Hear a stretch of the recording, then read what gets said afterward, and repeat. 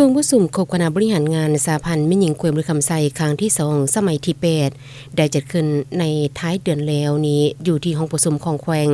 ภายใต้การเป็นประธานของท่านนางวรรณาประเสริฐกุล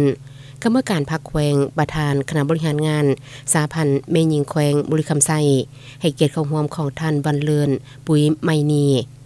กรรมการคณะประจำพรรคแขวงประธานแนวเหล่าสร้างศาสตร์แขวงมีคณะบริหารงานสหพันธ์แม่หญิงแขวงประธานฮักฐานสหพันธ์แม่หญิงจากแผนกการกลุ่มกองห้องการออมคางแขวงเข้าร่วม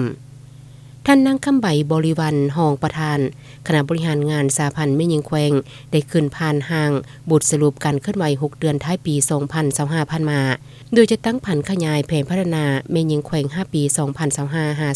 2029หาแผนงาน25โครงการและมติของประชุมสหพันธ์แม่หญิงแขวงบริคำไซสมัยที่8มติของประชุมใหญ่ผู้แทนแม่หญิงลาวทั่วประเทศครั้งที่9ภายใต้การนำพาชี้นำของคณะพรรคองค์การปกครองขั้นต้นเป็นเจ้าการปลุกระดมสมาชิกแม่หญิงบดาเผาเข้าร่วมโฮมซุ่มนุมสุ่มถ่ายทอดเฉลิมฉลองวันสร้างตังสหพันธ์แม่หญิงลาวครบรอบ70ปีจัดพิธีปาฐกถาเล่ามูลเสือประวัติศาสตร์และเผยแพร่มูลเสือวัฒนธรรมศูนย์ทอนโพธิ์ของสหายทองลุนศรีสุริตประธานประเทศแห่งสาธารณรัฐประชาธิปไตยประชาชนลาว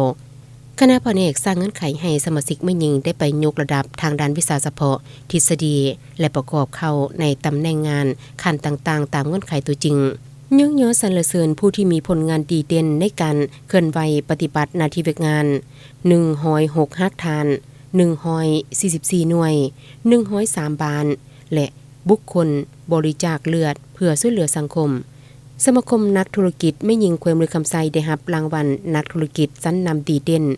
ของสภาการค้าแห่งชาติลาวและผู้ประกอบการแม่หญิงดีเด่นอาเซียนประจำปี2025ที่ราชอาณาจักรกัมพูชาให้คำปรึกษาแม่หญิงเกี่ยวกับการร้องขอความช่วยเหลือผู้ถูกคอหายจากการค้ามนุษย์การร่วมประเวณีก้อนการเป็นผัวเมียได้มีการติดตามกฎกาสุกยุการจัดตั้งปฏิบัติขอแข่งขัน 3D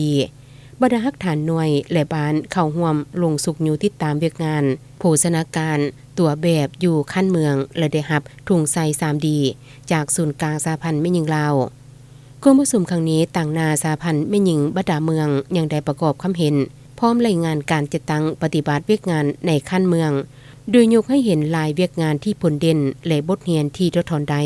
ต่อกับผลงานที่สหพันธ์แม่หญิงเมืองที่ยันมาได้นั้นท่านบรรเลือนปุ๋ยไมนีกรรมการคณะประจำพรรคแขวงตั้งหน้าให้คณะบริหารงานพรรคแขวงบริคำไซ